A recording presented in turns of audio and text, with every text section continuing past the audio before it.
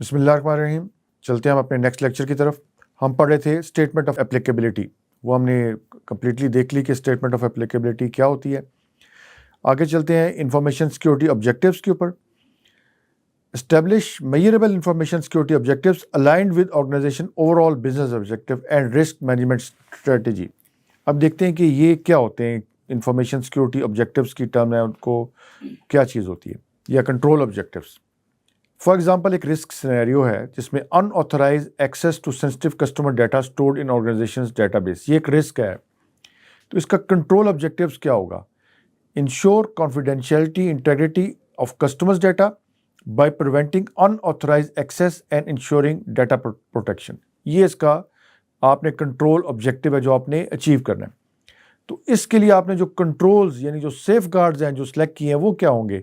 Access control policy लगा दी आपने, user authentication control लगा दिया, कॉम्प्लेक्स पासवर्ड हो गया। यूज़र ऑथेंटिकेशन कंट्रोल के अंदर आपका फिर रोल बेस एक्सेस कंट्रोल आपने लगा दिया, सेग्रीगेशन ऑफ ड्यूटीज़ इंप्लीमेंट कर दी, नेटवर्क सिक्योरिटी कंट्रोल लगा दिया आपने, कुछ इंक्रिप्शन इंप्लीमेंट कर दी, डेटाबेस सिक्योरिटी कंट्रोल्स लगा दिया आपने, इंसिडेंट रिस्पांस के कंट्रोल्स लगा दिए कि अगर कोई इंसिडेंट होता है। तो ये वो आपने एक कंट्रोल ऑब्जेक्टिव को अचीव करने के लिए जो कंट्रोल सेलेक्ट किए वो ये सारे के सारे कंट्रोल्स थे। तो ये हो गया हमारा कंट्रोल ऑब्जेक्टिव की बात होगी। इसी में हम ज़रा देख लेते हैं कि हमने कहा कि objectives, information security objective alignment with business goals. इसका क्या मतलब है? फॉर एग्जाम्पल, आपका ऑब्जेक्टिव है एक reduce the number of cyber security incidents affecting customers account. इसकी मेजर कैसे करते हैं? Decrease the number of unauthorised account access incident by 25% compare to the previous years. ये आपका एक उसका मेजरमेंट क्राइटेरिया है। तो अलाइनमेंट क्या है इस ऑब्जेक्टिव की? This objective aligns with the business goal of maintaining customer trust and loyalty by protecting their accounts from unauthorised access, thus minimising financial losses and reputational damage. तो ये आपकी alignment होगी। इसी तरह ऑब्जेक्टिव क्या है आपका? Ensure compliance with financial regulation and data protection laws है। तो उसका मेजर क्या है? Achieve 100% compliance with regulatory laws, industry standards like GDPR, PSI, DSS through regular audits, assessments. ठीक है। और इसकी अलाइनमेंट क्या है? Compliance with regulation is essential for secure bank. For example, bank की बात करें तो avoid legal penalties, maintain licences to operate and uphold its reputation as trustworthy financial institution. ठीक है। तो इसी तरह आपके ये ऑब्जेक्टिव हैं, उसको मेजर किया जा सकता है, उसको अलाइन किया जा सकता है। ये बारी बारी मैं स्क्रीन पे ला रहा हूँ, आप इसको अपने टाइम पे जाके पढ़ सकते हैं। इसी तरह हमने कॉन्सेप्ट देखा था डाटा मिनिमाइजेशन का, जब हम मिटिगेशन मेजर्स अडॉप्ट करते हैं, फ्लो चार्ट रिस्क मैनेजमेंट का या रिस्क असेसमेंट का। तो एक बड़ा इंपॉर्टेंट कॉन्सेप्ट है, ये आपको पता होना चाहिए। Data minimization is a principle in data protection and privacy that emphasizes collecting, processing, and storing only the personal data that is necessary for specific purpose. ठीक है। इसके की एस्पेक्ट्स हैं, पर्पस लिमिटेशन है, यानी personal data should be collected for specified explicit and legitimate purpose and not further processed in a manner that is incompatible with those purposes. ठीक है। Relevance क्या? Only percentage that is relevant to achieving a specified purpose should be collected. आपका कोई data है, उससे आपने bank account का से उसने ट्रांजैक्शन आपने डाटा दिया आप क्रेडिट कार्ड का, और उससे उसने एक सर्टेन अमाउंट डिटेक्ट करनी है। बस उसने वो अमाउंट डिटेक्ट की, उसके बाद उस डाटा को वो किसी और पर्पज़ के लिए यूज़ ना करे।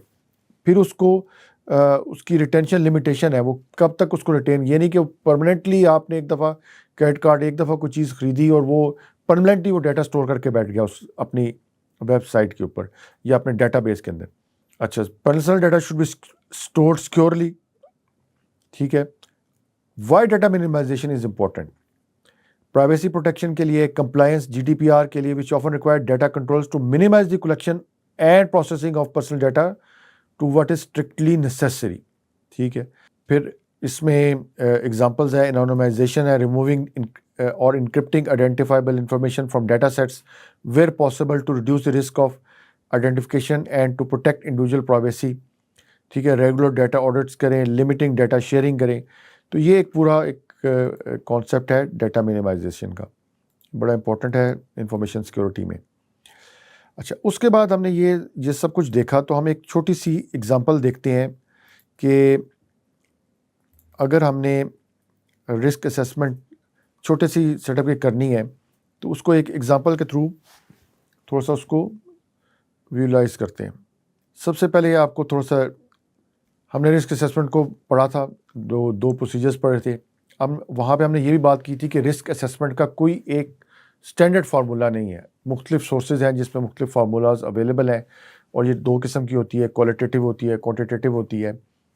लेकिन जो भी फार्मूला आपने इस्तेमाल करना है, पहले तो ये वो किसी क्रेडिबल सोर्स से हो, या किसी यूनिवर्सिटी में कहीं पढ़ाया जा रहा हो, या किसी जो कि सर्टिफिकेशन बॉडीज़ हैं उनकी किसी वेबसाइट पे हो, कोई सर्टिफिकेशन की सिलेबस बुक है उसके अंदर वो मौजूद हो। तो ये आपने फैक्टर्स देखते हैं। तो अभी हम एक सिंपल फार्मूला है जो कि बहुत क्योंकि आईएसओ आपको ये बाउंड नहीं करता कि आपने ये पर्टिकुलर फार्मूला अप्लाई करना है रिस्क असेसमेंट के लिए। तो ये क्वालिटेटिव रिस्क एनालिसिस का मैंने एक छोटा सा आपके लिए एक्सरसाइज की थी। फॉर एग्जांपल आप इस तरह एक चार्ट बनाते हैं, आपका आईडी है, ये ऑलरेडी हमने पहले भी देखा, लेकिन दोबारा इसको थोड़ा सा डिटेल में देखते हैं कि एसेट है। फॉर एग्जांपल आपका फिजिकल इक्विपमेंट है, एसेट है, उसको थ्रेट क्या है, अनऑथराइज एक्सेस यानी लॉस ऑफ कॉन्फिडेंशियलिटी। तो थ्रेट हमने कहा था हमेशा या लॉस ऑफ कॉन्फिडेंशियलिटी होगा, या लॉस ऑफ इंटेग्रिटी की डोमेन में फॉल करेगा, या लॉस ऑफ अवेलेबिलिटी की डोमेन में फॉल करेगा। अब ये आपको थ्रेट है। अब इसके अगेंस्ट वल्नरेबिलिटी क्या है आपकी? On the premises of the company, there is an unlocked main door, which may become a source of access for unauthorized individuals. अब ये आपके जब तीन आपके पास चीज़ें आ गई, तो अब आपने इसका इम्पैक्ट और लाइक्लीहुड निकालना है। उसके लिए आप इस मैट्रिक्स पे जाते हैं कि आप कहते हैं कि मुझे इस वल्नरेबिलिटी का इम्पैक्ट जो है, पहले तो ये कि इसका लाइक्लीहुड बड़ा अनलाइकली है। ये बहुत है कि मैं ऐसी जगह पे बैठा हूँ कि कोई क्यों आएगा यहाँ पे, अनलाइकली। तो आपने इधर लाइक्लीहुड के कॉलम में अनलाइकली को सिलेक्ट कर लिया, ठीक है। अब आप कहते हैं कि लेकिन इसका अगर कोई आ जाता है तो इम्पैक्ट इसका मेजर है। तो लाइकली अनलाइकली है ऑल्दो और मेजर है, तो ये आपका रिस्क फैक्टर, इसका जो रिस्क सिवियरिटी है वो एच है, इसकी हाई है, क्योंकि risk severity is likelihood into impact. ये इसका फॉर्मूला रेड कलर का आपको नजर आ रहा है। तो इसका रिस्क इम्पैक्ट हो गया हाई। इस तरह दूसरी एग्जांपल देखते हैं। आपका डिजिटल डाटा है, आपने देखा कि लॉस ऑफ डाटा यानी लॉस ऑफ डाटा क्या है, loss of availability of data, ये एक आपको थ्रेट है। वल्नरेबिलिटी क्या एग्जिस्ट कर रही है कि backups taken only after 2 months and not stored on site, no off site storage done. इसमें नेचुरल और ह्यूमन मेड डिजास्टर भी हो सकता है, कोई रैंसमवेयर भी आ सकता है, ठीक है। कोई मालवेयर आके डाटा को इनक्रिप्ट करके लॉस का बायस बन सकता है।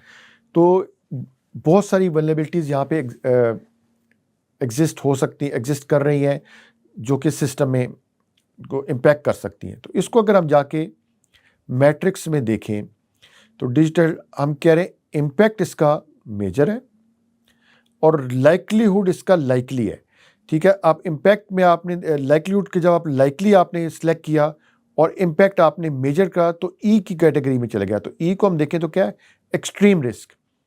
तो ये एक्सट्रीम रिस्क की कैटेगरी में ये जो रिस्क है आपका, ये एक्सट्रीम रिस्क की कैटेगरी में फॉल कर गया। तो risk severity is equal to likelihood impact.